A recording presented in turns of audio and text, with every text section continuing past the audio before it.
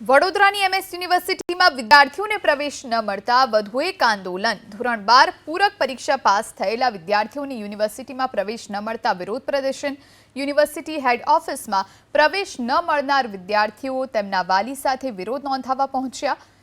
નારાબાજી સાથે તાળાબંધી પણ કરી।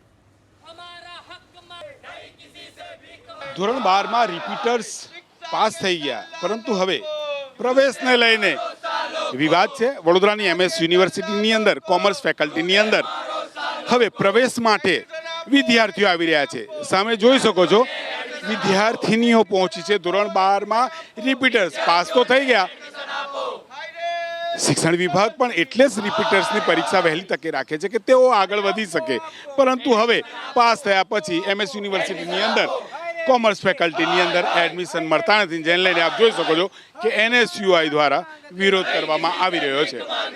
તેમની સાથે વાત કરવાની કોશિશ કરીશું। શું કહેશો, સરકાર પણ મોકો આપે છે કે રિપીટર્સ તેમની જે પરીક્ષા લેવાય, પાસ થાય અને તે બાદ તેમને એડમિશન પણ મળે, હવે શું સ્થિતિ છે? આજ રોજ એનએસયુઆઈ દ્વારા હેડ ઓફિસ ખાતે રજૂઆત કરવા માટે આવ્યા છે કે જે રિપીટર્સના વિદ્યાર્થીઓ છે, પૂરક પરીક્ષામાં જે પાસ થઈ ચૂક્યા છે તે વિદ્યાર્થીઓ માટે વહેલી તકે કોમર્સમાં એડમિશન શરૂ કરવામાં આવે, કારણ કે એમએસ યુનિવર્સિટીમાં બીજી ફેકલ્ટીઓ પર એડમિશન આપી દેવામાં આવે છે, આર્ટ્સ ફેકલ્ટી હોય કે સાયન્સ ફેકલ્ટી, તો કોમર્સ ફેકલ્ટી પર હજી સુધી કેમ ચાલુ કરવામાં નથી આવ્યા? શું આ લોકોના કોઈ અંગત વ્યવહાર છે? શું આ લોકોને પ્રાઇવેટ યુનિવર્સિટી પાસે ફાયદો પહોંચાડવાનો છે? પ્રાઇવેટ યુનિવર્સિટી પાસેથી પૈસા લીધેલા છે કે કોઈ અંગત જે તેમના ઓળખીતા છે કે મિત્ર સગા સંબંધીઓ એમને એડમિશન આપવાના છે? જો આ જે રિપીટરની જે પૂરક પરીક્ષા હોય છે તે એટલા માટે લેવામાં આવે છે કે વિદ્યાર્થીઓનું એક વર્ષ ના બગડે, અને જો આ પરીક્ષા પૂર્ણ થયા બાદ, પરિણામ આવ્યા બાદ જો હજી સુધી એડમિશન પ્રક્રિયા જ ચાલુ નથી થઈ તો પછી પૂરક પરીક્ષા લેવી જ ના જોઈએ। સરકાર પૂરક પરીક્ષા લો છો તો કેમ લો છો? સવાલ તો છે જ કે પૂરક પરીક્ષા એટલા માટે લેવાય છે કે વિદ્યાર્થીઓને ક્યાંક ને ક્યાંક તેમને ફરીથી પ્રવેશ મળી શકે। શું કહેશો બેટા, પ્રવેશ માટે આવ્યા છો, શું સ્થિતિ? તમે એડમિશન માટે એવું કહે છે કે એક્ઝામ આપો તો એક્ઝામ આપીને પાસ થાય, ને હવે એડમિશન ના પાડજો તો એક્ઝામ શું કરવા લીધી હશે? અહીંયા પહોંચ્યા છો, અહીંયા જ લેવાનું છે? પ્રાઇવેટમાં પણ બધા પ્રયત્નો થતા હોય છે?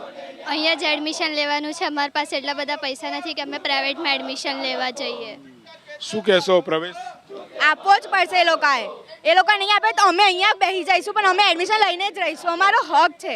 અત્યારે અમારી મજબૂરી હશે તો અમે આવ્યા હશે, અને રિપીટર માટે દર વર્ષે ખોલે છે આ લોકો, તો આ વર્ષે કેમ નહીં? અમારો એવો કયો ગુનો છે કે એ લોકો એડમિશન નથી ખોલતા?